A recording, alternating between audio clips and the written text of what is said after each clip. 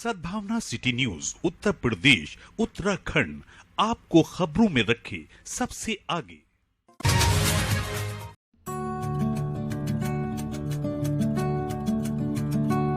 संत समागम एवं हरिचर्चा में अंतर्राष्ट्रीय ख्याति प्राप्त ज्योतिषाचार्य देवज्ञ अनिल वत्स पहुंचे। इस दौरान धर्मगुरु मां मंजू भारद्वाज ने आध्यात्मिकता व संस्कारों पर बल दिया।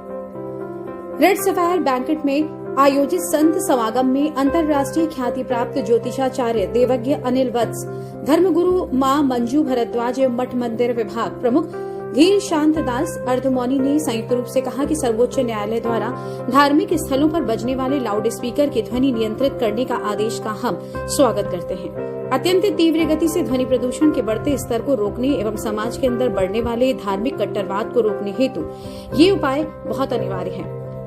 ज्योतिर्विद देवज्ञ अनिल वत्स ने कहा कि हमारे जीवन में ग्रह काल, नक्षत्र एवं फलादेश का बहुत प्रभाव पड़ता है। हमें देश काल परिस्थिति जन्य कार्य करने चाहिए। गुरु मां मंजू भारद्वाज ने कहा कि संतों का संग करने से समस्त विघ्नों और पापों से मुक्ति मिलती है। बिना भजन के मोक्ष द्वार नहीं खुलते हैं।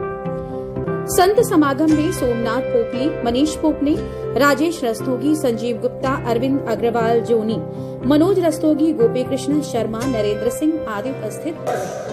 और अगर राक्षस का मनुष्य गुण से हो गया तो भाई राक्षस करने वाला करता भी है। कर्ता, कर्म और फल, ये तीन चीजें होती हैं।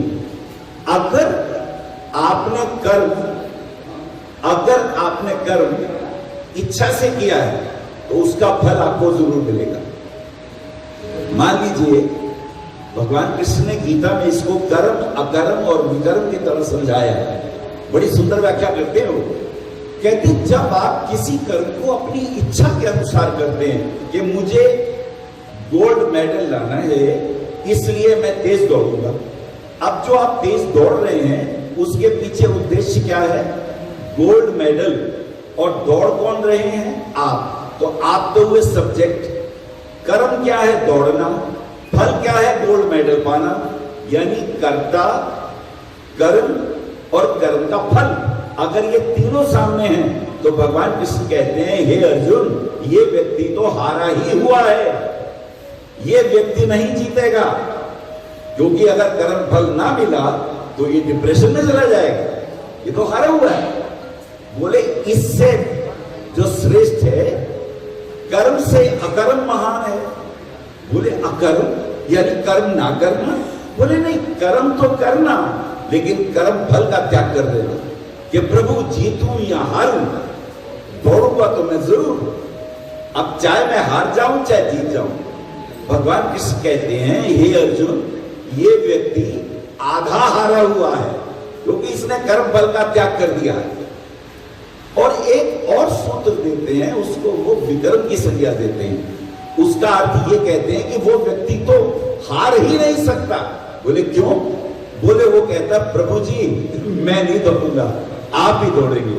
उसकी मैं भी गिर जाती है, उसकी ईगो भी गिर जाती है, बस कर्म रह जाता है। जैसे सूर्य आ रहा है, अपना कर्म कर रहा है, आप उसे जल दें ना दें, जल देंगे तो लाभ होगा आपको, ना देंगे तो लाभ नहीं होगा आपको। सूर्य को कोई टेंशन नहीं है। अब कर्ता भाव से कर्म फल का त्याग करते हुए जब कोई कर्म करता है तो उसका वो व्यक्ति कर्म फल के बंधनों से मुक्त हो जाता है। क्योंकि कर्म फल तो कर्ता के पीछे जाएंगे ना। जिसने कर्म किए हैं, कर्ता जो है, कर्म फल कर्ता को ढूंढता है। लाखों गौओं के बीच में जैसे बछड़ा अपनी मां गाय को ढूंढ लेता है, ऐसे ही कर्म फल कितने ही जन्म ले लो वो आपको ढूंढ लेगा। किस योनि में हो, ब्राह्मण हो, क्षत्रिय हो, वैश्य हो, पेड़ हो, पौधे हो, वो आपको ढूंढ लेगा। सिर्फ एक जगह वो नहीं ढूंढ पाता, जब अकर्ता भाव से कोई कर्म करता है, या तो तब मुक्त होता है या कर्म फल का त्याग करके जब कोई व्यक्ति कर्म करता है। पर हमने जन्म लिया है, सबसे पहले हम सब जाति धर्मों को छोड़ करके हमें एक इंसानियत के नाते आगे बढ़ना है, अपने धर्म को बढ़ाना है, अपने बच्चों को संस्कार देना है। और अपने कार्यों को देखिए, छोटे छोटे धर्म के कार्य होते रहे तो हमारे बच्चों में संस्कार आ जाते हैं। क्रिकेट के बच्चों को, खिलाड़ी को पढ़ाई का संस्कार आते हैं। कहते हैं जीवन में जो हमारी जो विद्या का जो धन है ना, सारा धन हमसे छीन लिया जाता है, आप सब जानते हैं। लेकिन विद्या का धन ऐसा धन है जो कि आप कभी भी कैसा भी हाल हो जाए, चाहे 2 साल का कोरोना आए या 3 साल का आए, लेकिन जो विद्या का जो धन है ना, आप उससे घर में बैठ के भी अपनी संस्कृति को आगे बढ़ा सकते हैं। हम सब आपके लिए यही चाहेंगे कि छोटे छोटे अच्छे कार्यक्रम हो, धर्म का संस्कार हो और हमारी संस्कृति बचे। हम जातिवादों में ना पढ़ करके अपने धर्म को आगे बढ़ाएं, अपने बच्चों को संस्कार दें, संस्कृति दें। और ज्योतिष, सबसे पहले हम ज्योतिष पर भी थोड़ा सा कहेंगे कि ज्योतिष एक साइंस है, एक विज्ञान है।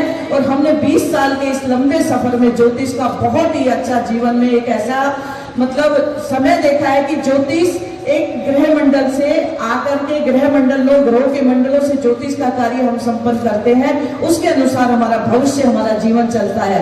देखिए, गड्ढे को तो नहीं भर सकते हैं, लेकिन कर्म के अनुसार गड्ढे के साइड से निकल जाए, इसी को ज्योतिष कहते हैं। और संस्कार और संस्कृति और प्रवचन, कथा, भागवत, इससे हमारा मन पवित्र होता है। जैसे हमारे शरीर की शुद्धि के लिए स्नान जरूरी है, इसीलिए हमारा ध्यान भी जरूरी है, सत्संग भी जरूरी है और सत्य भी जरूरी है। सत्संग जो सत्य का साथ दिया जाए, इसलिए हम सबको अपने जीवन में थोड़ा सा समय निकाल करके सभी कार्यों को, हमारा जो मूल जीवन का उद्देश्य क्या है, हमारे मूल जीवन का उद्देश्य यही है कि हम अपने संस्कृति और संस्कार को बचाएं। क्योंकि जो आज इस जन्म, देखिए हम तो कथावाचक है, बोलने में आएंगे तो पूरा दिन लग जाएगा, लेकिन बिल्कुल वही 2 मिनट का समय है, तो उसी में ही हम अपना समापन करना चाहेंगे कि हमारा जीवन का मूल उद्देश्य क्या है। हमारा जीवन का मूल उद्देश्य है कि हमें अपना कर्म करना है, फल देना उस ईश्वर का कार्य है। कर्म करने में कभी पीछे नहीं हटना, चाहे वो कर्म किसी भी प्रकार का हो। भगवान ने हर मनुष्य को अपने अपने कर्म के अनुसार कार्य को सौंपा है।